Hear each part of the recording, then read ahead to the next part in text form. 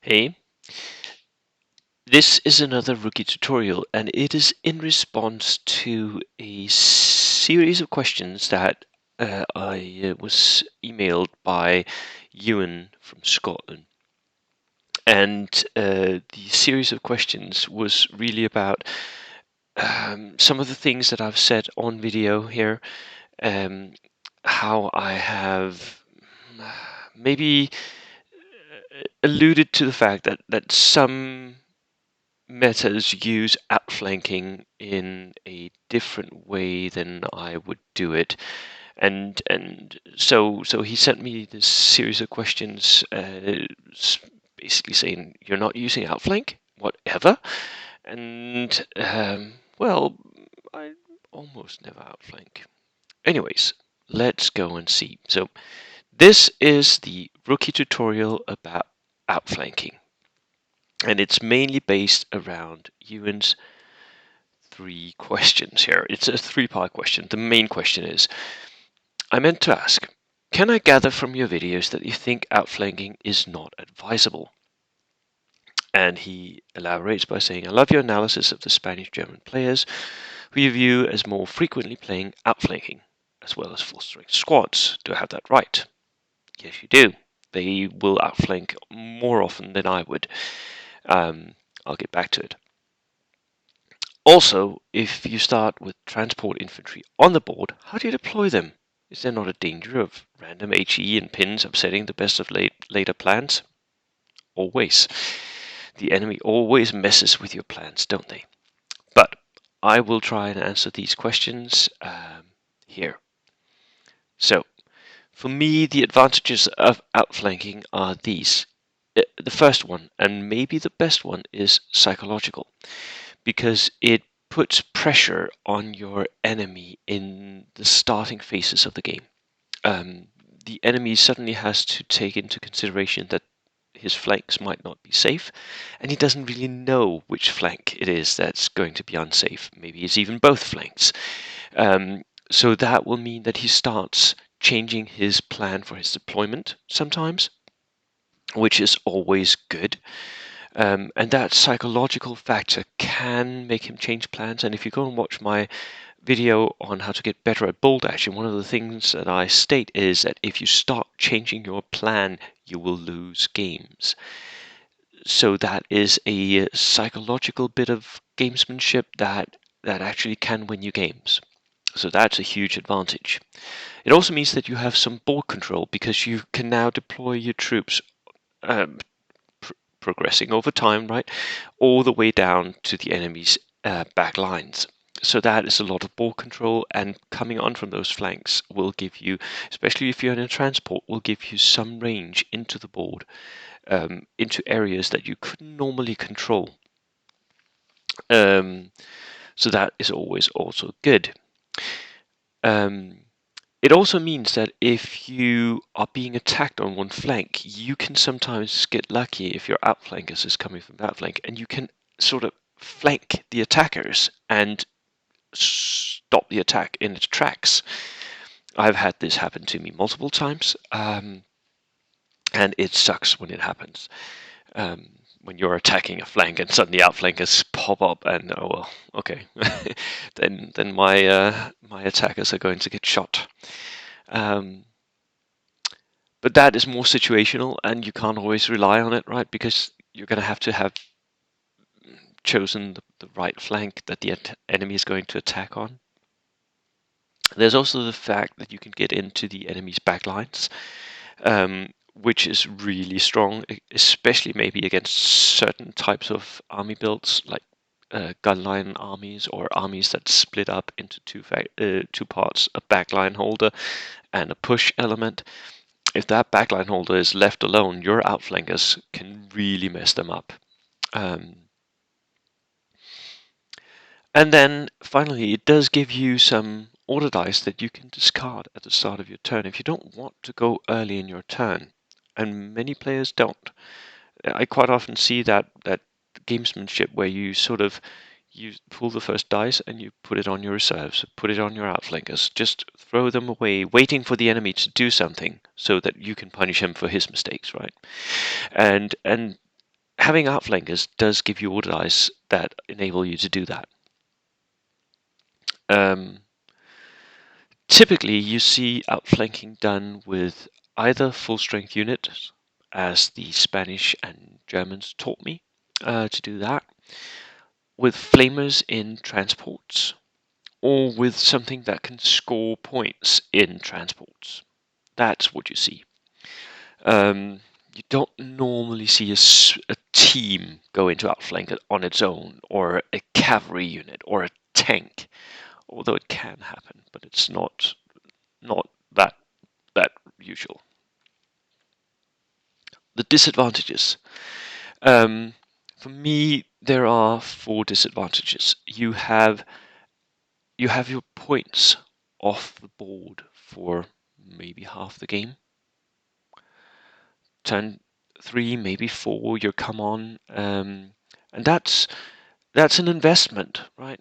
You need to invest in that, and it needs to give you some sort of return on investment. And this is where my thinking starts to question whether or not Outflank is worth it, because you have 1, 2, maybe 3 units off the board, order dice that are not contributing for 2, maybe 3 turns of the game, maybe even more than 3 turns, and and you're even not able to rely on when they come on. You're not able to rely on saying, right, now I want them to come, and then you make it. Um, if you want reliability in your outflankers, you're going to have to invest in that as well. So you're going to have to send a lieutenant with them, or you're going to have to make that transport veteran, or whatever. And that means that you're investing in reliability. Um, and for me, that is where the Spanish idea of using full strength shirker units, which I'll get back to, was brilliant, because it sort of gave you some of that reliability. You also need to have predictive power. You need to be able to predict where you will need your outflankers. And that's a 50-50 gamble most of the time. And let me tell you right now, for me, when I play against my teammate Michael, I can never predict where his outflankers is coming from, and he has 100%, 100% predictability on where my outflankers are coming from. So I've just stopped using it, because I get outsmarted every single time. Um, Not worth it then. For me, these disadvantages are major. Um, so how the Germans and Spanish do it? Well, this is before the latest fact. Let me just say that up front. So they would have full strength units of inexperienced shirkers, um, as cheap as you can get them. And I would quite often see this being used also just as their regular infantry, because you get to re-roll that shirker test when you have full strength. Um, so even though you have to roll every time to get them moving, with a re-roll, you're pretty likely to get it no matter what. And if you have them on outflank, you're still re-rolling. That means you get 2 chances to come onto the board, which means that the shirkers were actually the most reliable unit of the game when it came to outflanking. They still are. They're just very bad now. So they would put these full strength shirkers on outflank, and they would come on from like way behind you into your back line with a 10-man unit, moving into the table, shooting up something, and then maybe even next turn charging it. Because still, if they weren't shot to pieces and pinned, they would be still full strength. They would get to re-roll that charge, and they would just charge your guns. So and this is a really strong combination, and it also relies on the fact that since you're buying shirkers and you're buying inexperienced troops, you're going to have a lot of points for other stuff as well. So it's not that big of an investment, and it's very, very reliable, that outflank. Um, and what they would do is they would push you with the rest of their assets, their artillery, their infantry, their tanks, all of that would push.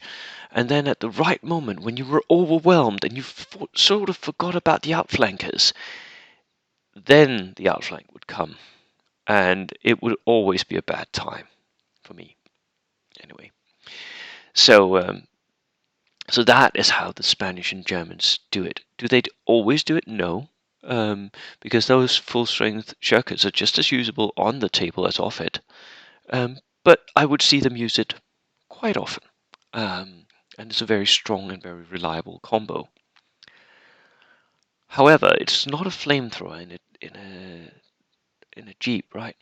So it's the board control that they actually gain from using this is not that much. And there's still just an inexperienced unit coming into your back line, which, if you have the strength, you can deal with. So it lacks a little bit of the punch that some of the other outflanking opportunities can have. The second part of the question, if I'm not deploying those things that the rest of the world likes to deploy in outflank, where would I deploy them then? Where would I deploy my transported troops if I was to deploy them on board and not off board? Well, the first thing I need to say, it really depends on your terrain meta, doesn't it? The Danish terrain meta is a little bit denser than what I see in the UK.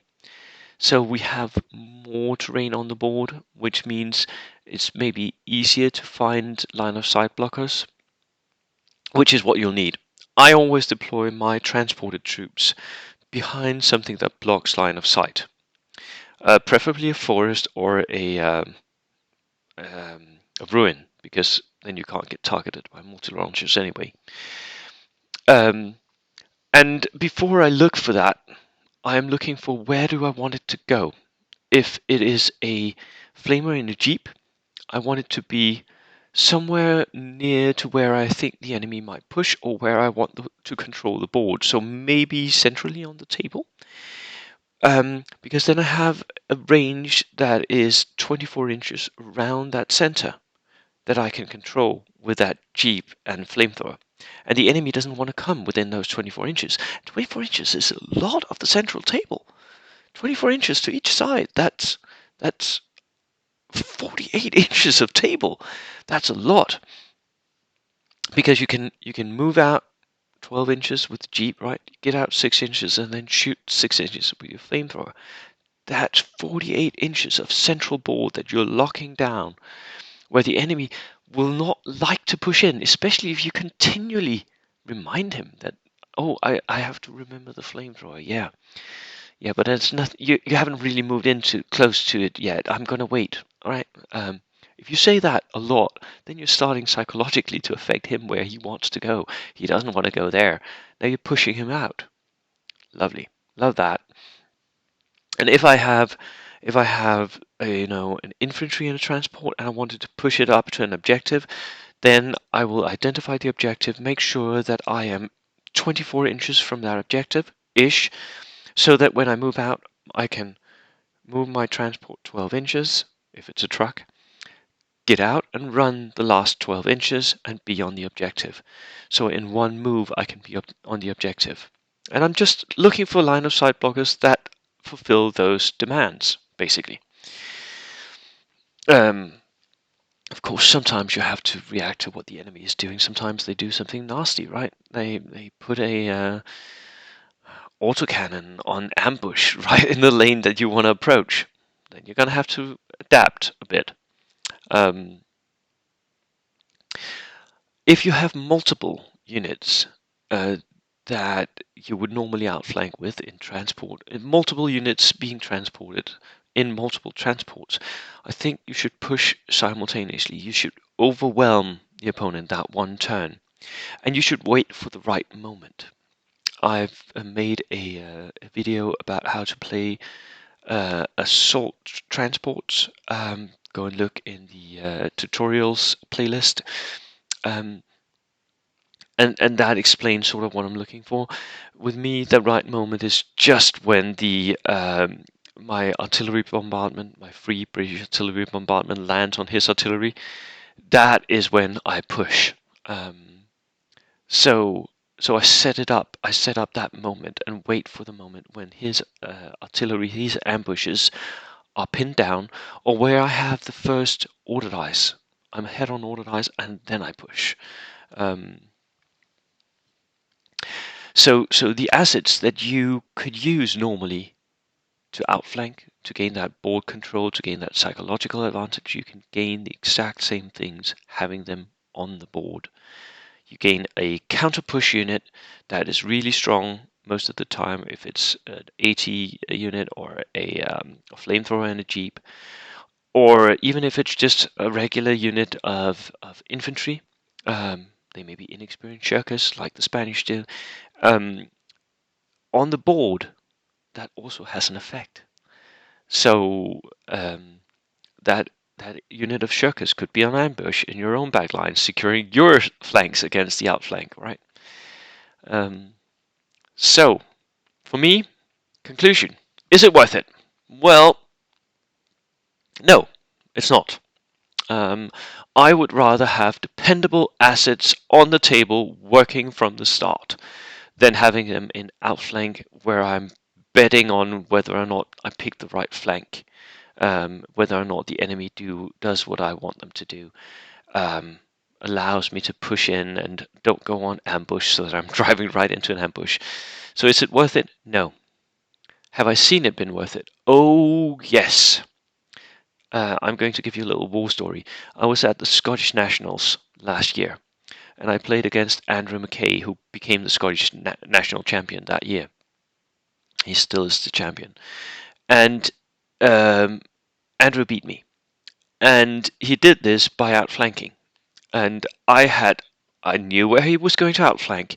I had the assets right. I felt like I had everything under control. And what happened was his his artillery started just pummeling my flank where he was going to outflank. And in the end, he got so lucky, and he started actually hitting me by, you know, shooting in with his artillery, that he killed most of my assets on that flank. And he even got a punch into my armored cars, which was also on that flank. So everything just got wrecked when his outflank came on. I didn't have the strength to stop him. And he just drove straight up to my objective, got off, and contested it, and that lost me the game. So an outflank can be extremely powerful and can win you games, can win you tournaments, can win you championships. Is it worth it for me? Still not. Because I could have been a little bit luckier. He could have missed some of those shots, and he would not have been able to go there. So for me, no. Although results may vary depending on your army build and on the mission.